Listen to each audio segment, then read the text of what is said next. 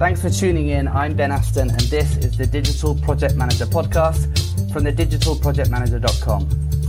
So today I'm joined by Dennis Kayser, and today we're going to be discussing artificial intelligence and project management. Are our jobs as project managers going to be taken over by project management bots? Well, we'll find out, so keep listening. But so Dennis, just first though, tell me a little bit about yourself. Where are you and what do you do? Hi, thanks for having me, Ben. We're a startup based out of Copenhagen, Denmark. We are a venture-funded company. What we're working on, well, we're working on a bunch of different things. Just this morning we had a huge meetup with 80 people showing up, just listening to kind of what we had to say about the whole future of kind of project management and AI and how that will kind of influence the kind of whole profession of project management as we see it, at least. So yeah, that's one of the things. Cool. So do you run do you help organize the PM meetup? Yeah, so I'm running a few meetups actually. We're as a company running a few meetups just as a kind of giving back to the community type of thing, so we can kind of share ideas between other PMs in other companies and kind of share ideas, best practices, and kind of where we've seen the whole profession is going. Cool. And so you, I know that you obviously run Forecastit, but apart from Forecastit and the meetups, is there other stuff that you're doing as well then? Yeah, I mean, this whole work thing takes up most of my time, obviously. But yeah, I try to do a lot of skiing whenever I can. I try to do a lot of running whenever I can, and I try to do a lot of cycle crossing whenever I can. So trying to keep active. Nice. Good stuff. So tell us a bit about, you're now running Forecastit, and we'll go on to talk a bit about that first. But how is it that you came about to be running this venture-funded startup, to be creating project management or software? How did that happen? So I used to work for IBM, right? So I've been seeing a ton of big projects and smaller projects, obviously, both go well, but also go very badly, right? Due to various reasons, right? Typically not because the people that are working on these things are not doing a good job or not intelligent, but basically because quickly these things, especially in digital, get very, very complex, and that's basically just what makes it very difficult to manage on a daily basis. So obviously learning from that, then looking at all the different products that are in the market, not really finding anything that was simple enough and that kind of made sense. So still kind of a lot of the same stuff going on in the market from our point of view. A lot of the same data entry heavy systems.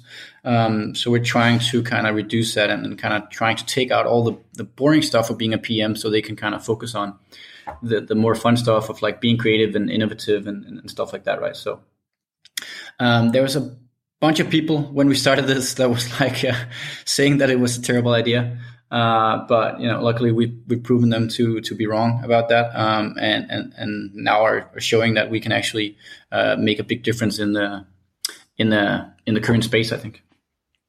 So has it? So tell me about the journey of the product though. So did it start off? I mean, you just said you're beginning to prove the naysayers right, but did it start off how you hoped it would? Like, has it all been successes from the start?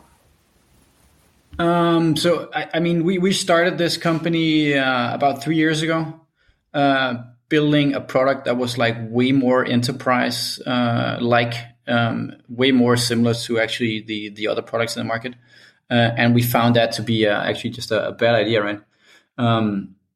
So coming from a computer science background, both me and a few of my co-founders, we were thinking like, can we do this in a smarter and more intelligent way, right? And then kind of AI is, right up the alley of this, right? So because there's so many things that can be automated through AI. in this space, especially, right? And we're just wondering why nobody doing this, right? So we kind of restarted the whole company last year, built a brand new product, raised some money from a venture capitalist, and yeah, are now basically with clients globally. So pretty interesting. Good stuff. And so tell us then a bit about Forecast. Give us your elevator pitch for Forecast for those who haven't checked it out yet or know what it's about. Sure. So Forecast is a AI-driven resource and project management solution. We try to keep things very, very simple. So not being too complex. So people actually want to use it, right? We want to basically automate as much of the boring stuff as possible.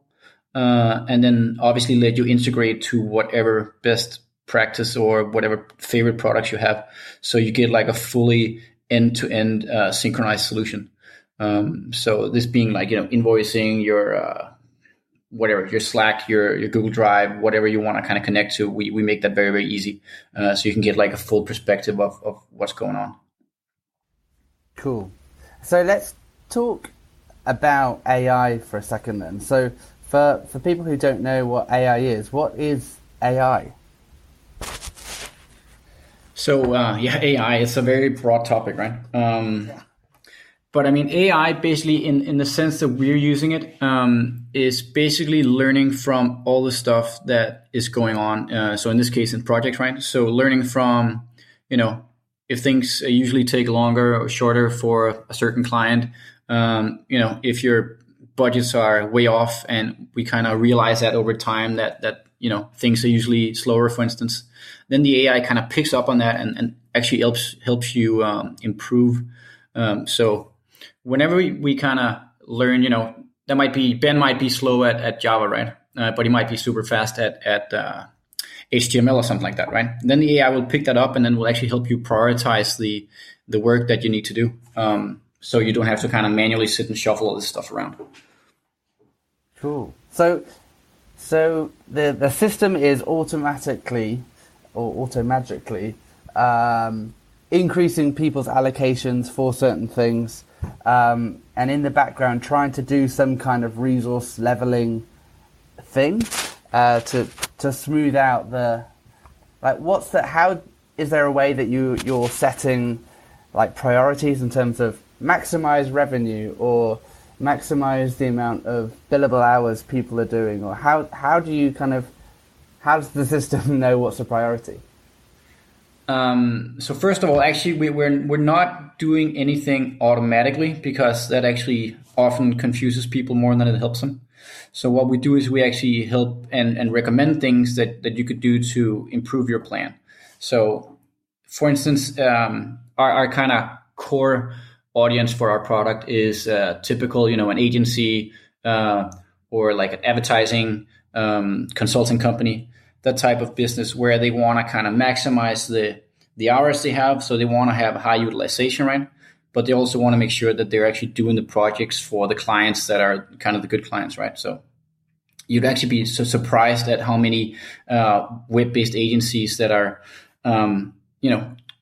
building all these cool projects for clients, but they actually end up not making any money off them, right? Because they don't have like the control of what's actually going on and what they're delivering, right?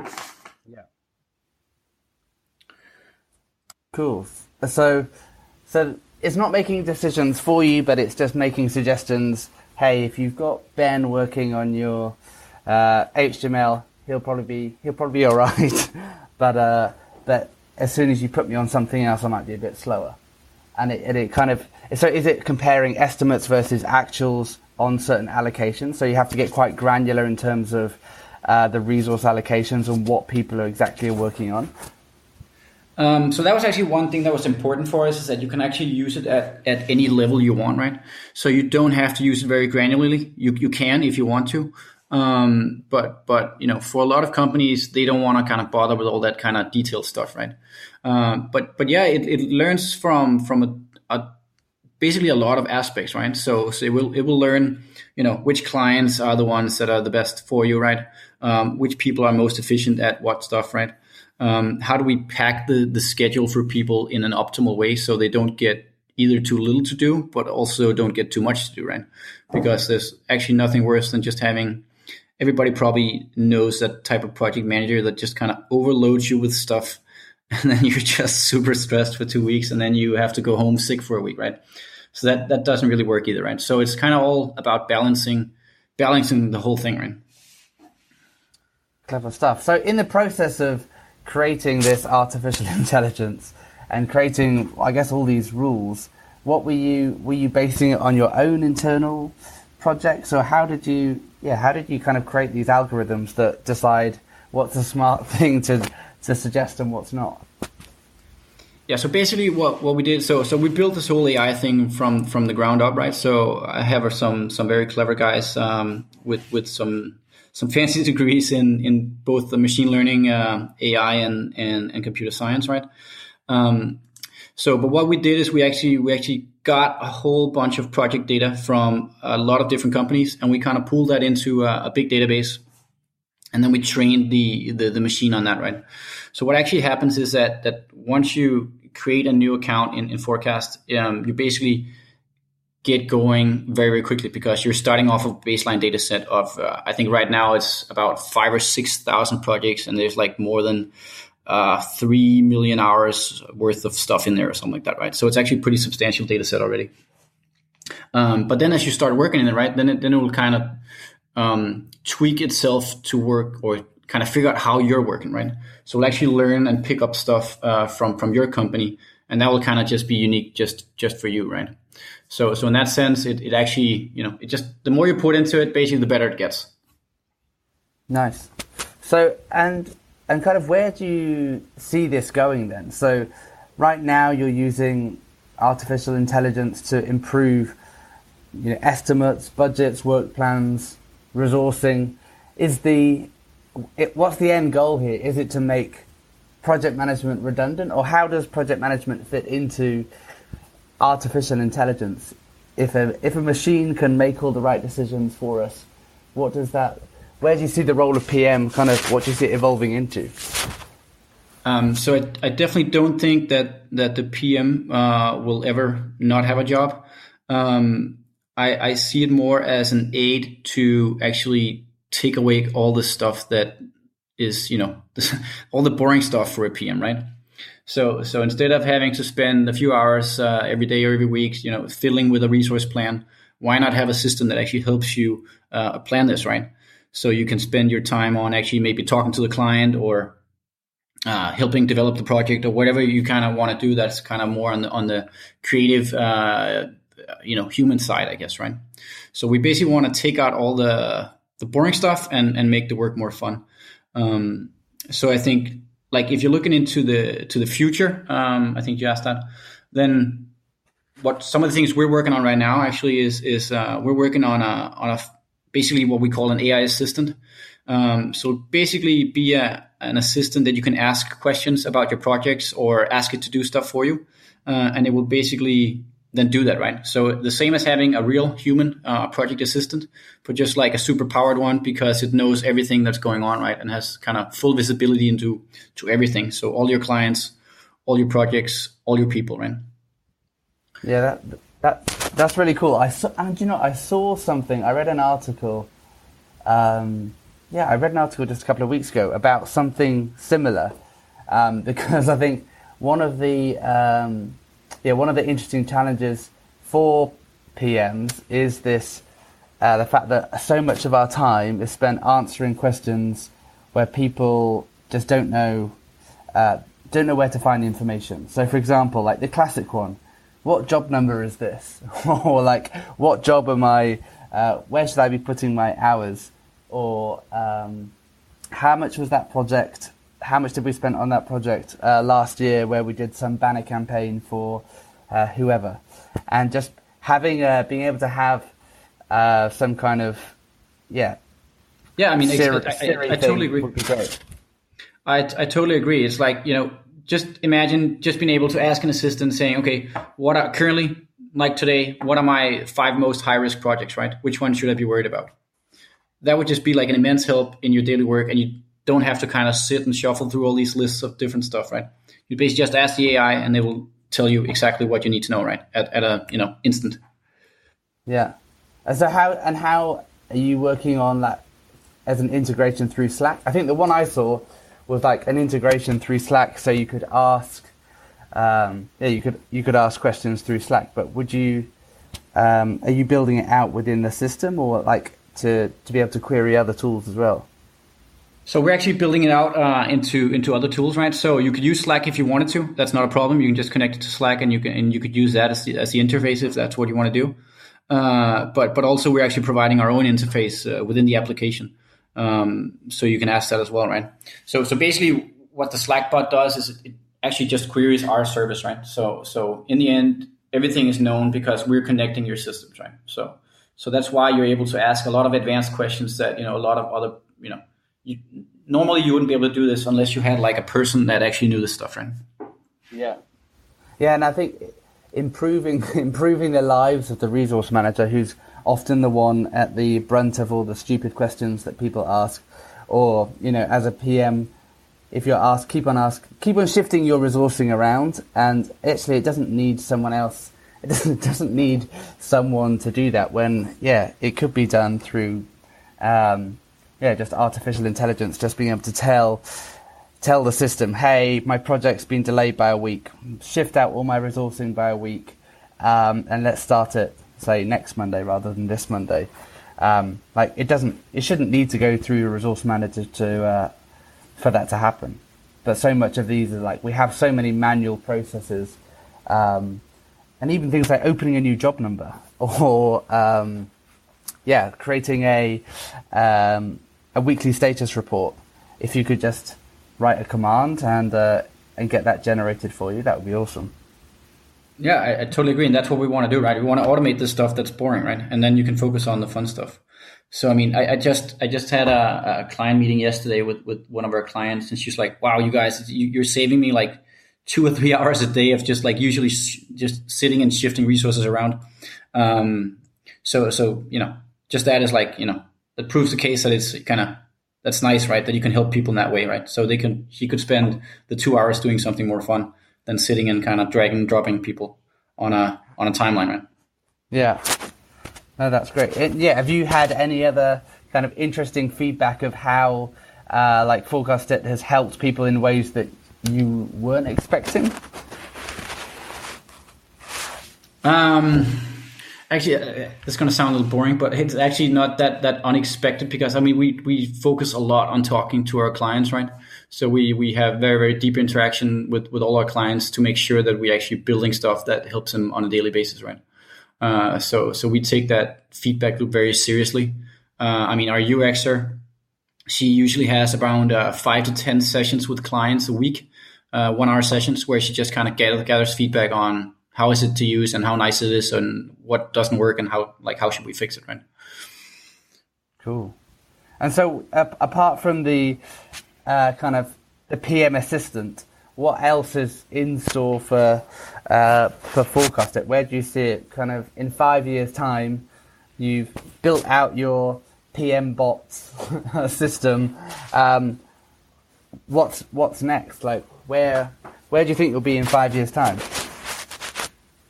So I think that actually it's pretty important for us that we don't kind of branch out too broadly, right? We don't want to be like a new big enterprise system, right? That's very difficult to use, right? So it's very important for us to kind of keep things simple, easy to get going for new people. And also I think, sometimes you end up in this feature bloat, right? And we're very aware of not doing that, because, we can't suit everybody, and we want to make sure that we actually suit the people that is kind of our ideal, right? Yeah.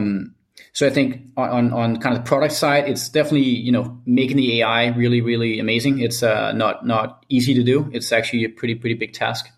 And then basically, connecting to as many systems as possible so you can use whatever you like, right? Without any problems. And then basically giving you more insights that are like AI driven, so you can better understand kind of how your business and how you can improve your business in a more automated way. Cool. And so apart from Forecastit, though, I'd be interested to understand from you, like, what else is in your toolkit as someone who's developing products, like what are you using to manage your product development and the projects within that?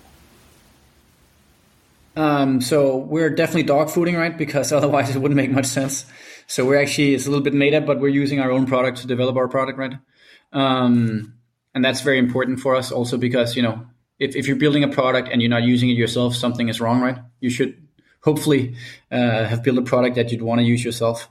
On top of that, we're using a bunch of all the Google stuff. We're using Slack a lot, so that's really big for us. So we do a bunch of stuff with Slack. What else are we using? I think actually the stack is not that deep actually on the PM side. We're trying to keep it to as few tools as possible.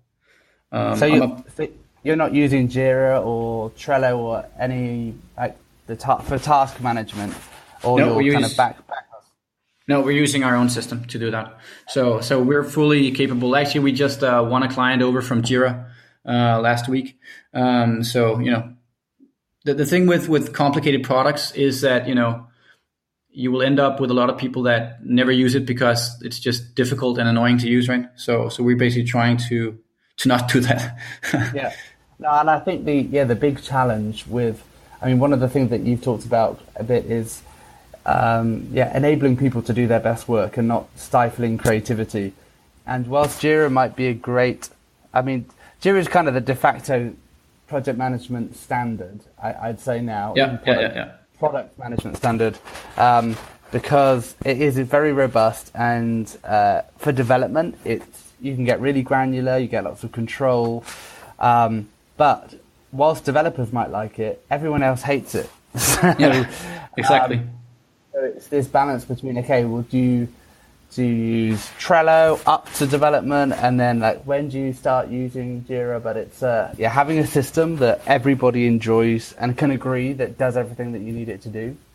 That's our aim, right? Yeah, and can switch between Kanban and Scrum.